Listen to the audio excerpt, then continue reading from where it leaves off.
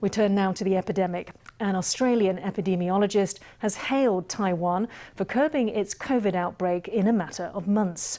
Writing on Twitter, Zoe Hyde said that though Taiwan was hit by a major outbreak, it never gave up on COVID containment, bringing the daily case count down from a peak of 723 cases on May 22nd to just 10 on August 7th. Last Sunday on Father's Day, Taiwan saw its lowest local COVID case count since the outbreak in mid-May. It was an encouraging sign that normal life could be back soon.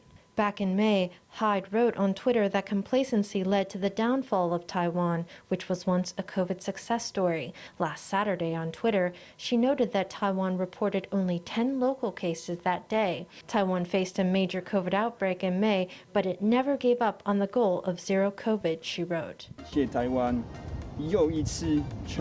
Thanks to Taiwan for another success.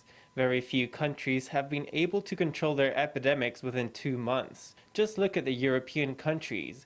It has already been a year and a half, and there are still many confirmed cases. This French national had high praise for Taiwan for having contained its epidemic within 2 months. Zhongyuan Christian University professor Zhao Mingwei shared on Facebook that in the 2021 FM Global Resilience Index, Taiwan ranked 29th out of 130 countries for the resilience of its business environment. The higher the ranking, he said, the less affected the country's economy has been by the pandemic. Singapore placed 12th, Japan 25th, South Korea 31st, and China 71st. Only 3 Asian countries made it to the top 25%, and Taiwan was one of them.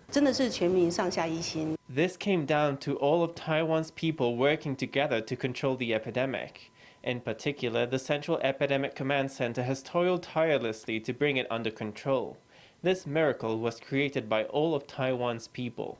There's at last a glimmer of light in the midst of the pandemic. Looking back at the numbers since May 19th, Taiwan's daily case count reached its peak on May 22nd, with 723 cases, including those added retroactively.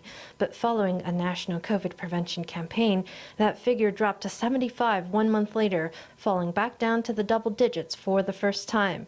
The numbers have only continued to decline since. The daily tally has reached the single digits, and the last mile aims to get it to 0.